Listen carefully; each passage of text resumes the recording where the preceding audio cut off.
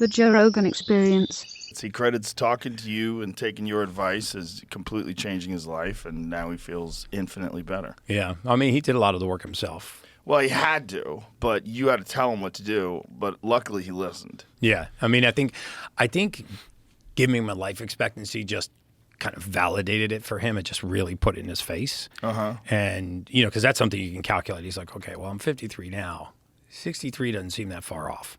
Right. A lot of high stress individuals that don't take care of themselves, their ticker checks out. Yeah. Around 65, 67. That's pretty standard. It just takes its toll. I mean, and the funny thing is, when you go back and you look at the pictures of him prior to. Oh, yeah. He does kind of look like he was about to pop, It's not good. Yeah, he had a big old moon face, and he was, the veins up on the forehead and the veins out of the side of the neck. Thick. What was first of all, how did he meet you? How did this come about, and how did the conversation start? So we have a mutual friend named Carrie Kasem. If you remember Casey Kasem, yeah, I know Weekly Carrie. Top I 40. worked with her back in the day in the early UFCs. Okay, so I recently met Carrie, and she had kind of a life-changing experience as well. If you know anything about her journey with Lyme disease and chronic viral infection, I mean, she really struggled and ended up healing herself. And she took the same test that Dana White did. It was life-changing for her, and she was like, "What is this test?" It's a genetic test. It looks at genetic methylation pathways. So methylation pathways? Methylation pathways. What's that word mean? So think about it like this. We pull crude oil out of the ground, right? Mm-hmm. But you can't put crude oil into your gas tank, right? Because the car doesn't understand that fuel source. So what happens is crude oil has to be refined into gasoline, and then the car can run. Okay, so in human beings, there's a similar process called methylation. There's not a single compound known to mankind, not one. There's no vitamin, no mineral, no amino acid, no nutrient, no protein, no nutrient of any kind that enters the human body and is used in the format that we put it in. Without a single exception, everything we put into our bodies has to be refined into the usable form. If you can't make this conversion, you have a deficiency. It's this deficiency that leads to the most common ailments that we suffer from. So that process is called methylation, and there are several genes that govern it. This is where a lot of the misconception about genetically inherited disease comes from, right? We'll say, well, Joe, your father-in-law has, not your father-in-law, your father on your mom's side had hypertension, your grandfather had hypertension, now you have hypertension. So you have genetically inherited hypertension, or you have familial hypertension. Well, and hypertension is commonly known as high blood pressure. Is that high blood pressure. Yeah, high blood pressure. But 85% of all high blood pressure is what we call idiopathic, right? It's of unknown origin. So we say that things are genetically inherited because they run in families. But it's rarely the disease that's passed from generation to generation. What we pass from generation to generation is the inability to refine a raw material, which causes a deficiency, which leads to that disease. And what generally leads to hypertension? So if you look at a Dana White's case, right, is a perfectly common case. In fact, the Journal of Hypertension published an article in November 19th of 2017, if you want to look that article up, and essentially linking an amino acid in the bloodstream called homocysteine to hypertension. And the reason for this is you got homocysteine in your blood. I've got it in my blood. Everybody listening to this podcast has homocysteine. But if you have an impaired ability to break homocysteine down, right, to take that amino acid, homocysteine, and convert it into a harmless amino acid called methionine, if you can't make this conversion, homocysteine rises. It causes something called hyperhomocystinemia, high homocysteine in the blood. When homocysteine rises, it becomes one of the more inflammatory compounds in the human body. As it's cruising by the inside lining of the artery, it starts to irritate the artery. It actually reduces the artery's elasticity and can even cause it to constrict. So think about this. You've got 63,000 miles of blood vessel, roughly, in your body. It doesn't take much narrowing to drive pressure up. Think about it. 85% of all hypertensive diagnosis diagnosis of high blood pressure, primary hypertension or essential hypertension, are idiopathic, right? Unknown origin. Only 15% of them are secondary hypertension, of where we know the exact cause. And so what we do is we take people that have high blood pressure. We run a bunch of tests on them. EKG, it's normal. EEG, it's normal. Heart and lung sounds, cardiac cath, dye contrast study. We do all of these cardiovascular tests, and they all come out normal. Yet the person still has high blood pressure. And that's largely because the high levels of homocysteine are causing vascular narrowing. I mean, this is a fixed system, right? So if I make the pipes smaller in a fixed system, pressure goes up. So in Dana's case specifically, and he's thrown his blood work out on the internet, so we can talk about his labs. But in his cases, he had one of the highest levels of homocysteine that I'd personally ever seen, and our clinical team had seen. So when you say high blood pressure, could you define, like, I'm not good at that. Whenever I get my blood pressure, they tell me the number and they say it's good. And I go, okay. But So, I don't know, like- what's a good number? So 120 over 70, 120 over And what's 80, high? 130, 140, 150, 160. When does it get dangerous? 140, 150 starts to get dangerous. People Really? walk around at 140, 150, 160 all the time. And they don't know it. It's the silent killer. You don't feel it. You think you would feel high blood pressure, but very often it's the silent killer because you don't feel it. It's not like you hear your blood rushing in your ears, although you may. It's not like you feel pressure in your head or pressure in your neck or pressure in your chest. That's why high blood pressure, hypertension, is one of the silent killers in cardiovascular disease, right?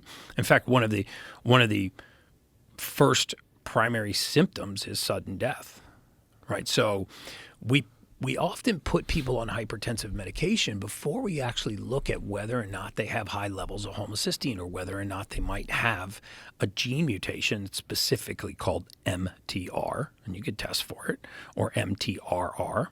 And what this gene codes for is it codes for the enzymes that break down homocysteine and turn it into an amino acid called methionine, right? And so if this conversion is impaired, and this homocysteine starts to rise, and your vascular system constricts, it can drive your pressure up. And it drives your pressure up without anything being wrong with the heart. So then we start standing on the heart, which is what happened in Dana's case. Beta blockers, calcium channel blockers, diuretics, all of these things. His blood pressure was still through the roof. What was his number? I think he was 160 over 110. I want to say it was very high. And it was consistently high. We were actually, our clinical team was taking his blood pressure 2 or 3 times a day, 7 days a week, and it was consistently very elevated, even though he was on blood pressure medication.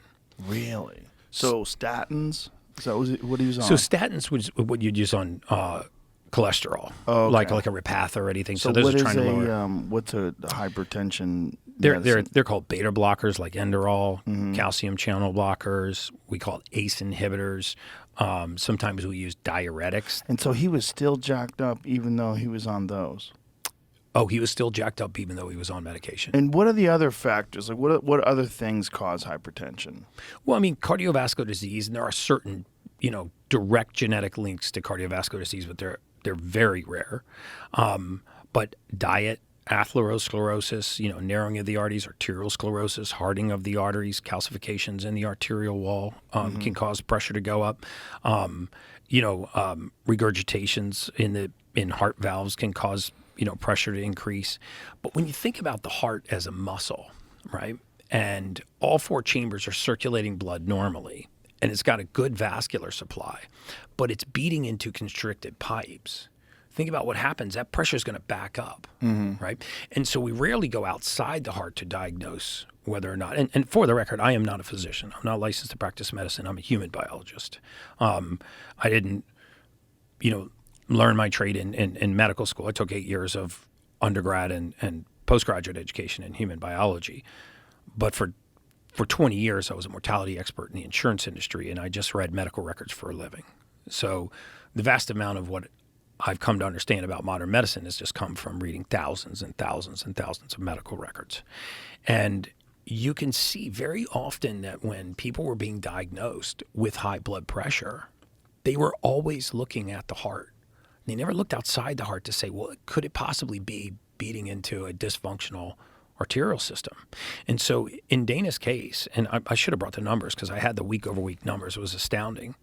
We just put him on a simple amino acid called trimethyl glycine, an amino acid you can get off the shelf.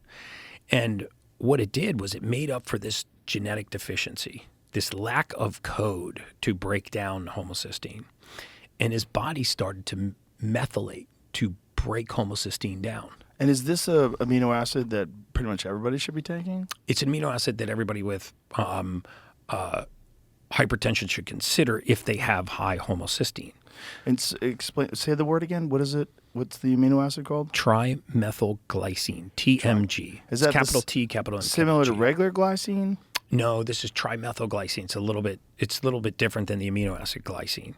So trimethyl glycine will actually help to metabolize, to help give the body the raw material it needs. I feel like I should write this shit down. I'm gonna write down trimethyl glycine. He's gonna be on trimethyl glycine tomorrow. Well, I just want to keep track of all these different things you're saying, and oftentimes I do forget. So trimethyl glycine. I'm gonna write trimethyl glycine, or just put capital TMG. That's what it'll say on the bottle. TMG.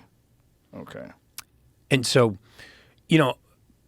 sometimes I use the analogy that, when I was getting my second human biology degree, I was in grad school getting my human biology degree. I had to take all these plant botany courses, which I hated, but you have to take them. Morphology of thallophytes and all these crazy courses about plants. But the one thing that really stood out to me by taking all these plant biology courses is that if there's ever anything wrong in the leaves of a plant, like the tree, the trunk, the leaves, or the branches, and you call a true arborist or a true botanist out to your house, they won't even touch the leaves or the branches of the trunk of the tree. The first thing they'll do is they'll core test the soil. And they'll go, you know what? This soil's deficient in nitrogen. And then they'll add nitrogen to the soil and the leaf will heal. But we don't think about human beings like this anymore. I feel like there's such a paucity of understanding of deep human physiology in a lot of the medical community, not all the medical community. And we don't actually have faith in mankind and humanity and the body's ability to heal itself, and whether or not someone might be deficient in a raw material, not pathologic or diseased. So, for example, in Dana White's case, he was diagnosed with idiopathic hypertension, which he essentially did not have. He was being medicated for it. He had been medicated for it for 15 years. And he didn't really have hypertension. There was nothing really wrong with him. It's that his body couldn't break down homocysteine. It was deficient in the amino acids needed to break this homocysteine down. As soon as we put those back in his body, it started to function normally. And where would you generally get those amino acids if you weren't taking them? You can get them online. There's lots of great manufacturers. No, if you weren't taking them, are they in food? Is it? Oh, yeah, they're in foods. That's why if you look at certain diets, like high folate diets, like carnivore diets, diets that are high in dietary folate, leafy greens, grass-fed meats, eggs, dairy, you'll find that they have lower incidences of cancer diets and high dietary folate. So this is a raw material that we can get from our food, but very often our food is just so nutrient deficient, right? We update the macros on the back of a lot of labels, but if you look at the micros, like how much spinach, how much iron is in spinach or calcium is in spinach, or how much nutrients are on the label of most foods, it's a fraction of what's actually listed there. And so we're nutrient deficient. Right? Human beings are not as sick as we have been led to believe we are. The majority, in my opinion, of pathology and disease as we know it today are nutrient deficiencies, missing raw material in the human body. And we just accept all these things as a consequence of aging: weight gain, water retention, lack of sleep, poor focus and concentration, lack of waking energy, hormone imbalance. And we think that the body has all of these different pathologies and diseases, but the truth is it's usually nutrient deficient. It's astounding what happens to human beings when you give their body the raw material that it needs to do its job. It really is. And so if you're just supplementing for the sake of supplementing, then there's only a marginal chance that you're getting what you need. If you're supplementing for deficiency, that's when magic happens in the human body.